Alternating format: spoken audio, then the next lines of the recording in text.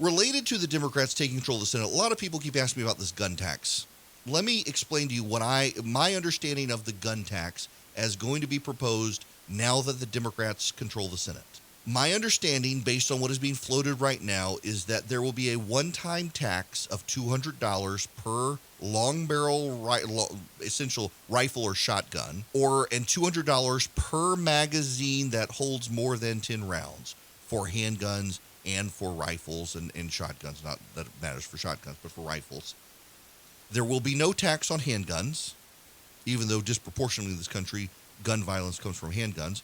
It'll be on rifles. It'll be on magazines. It'll be $200 per rifle, $200 per shotgun, $200 per magazine. They will create a federal database, and anyone who buys a firearm, handgun, rifle, shotgun, you name it, will go into a federal database that will be publicly available to track gun owners around the country.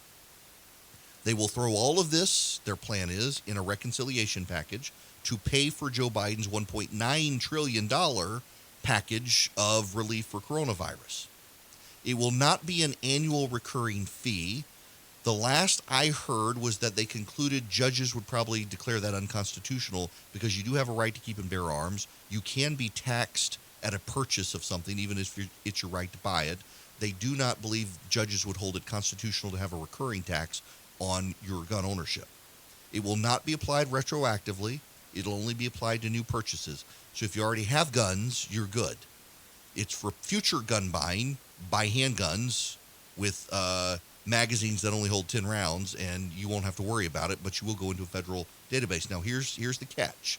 That may change, and here's why. Because what the Biden team wants to do for penalties is charge you with tax evasion. So if you fail to register your guns to get into the federal database, all that sort of stuff, you can be charged with tax evasion, which they think they can give you greater penalties for. I mean, even Al Capone was charged with tax evasion. So that's where we're headed with the gun situation in the country. It's not good, and it happens because Republicans in Georgia didn't go vote. And so now John Ossoff and Raphael Warnock will get into the Senate, and they're totally okay with a gun tax. Also, you may see the Toomey Mansion background check bill come up.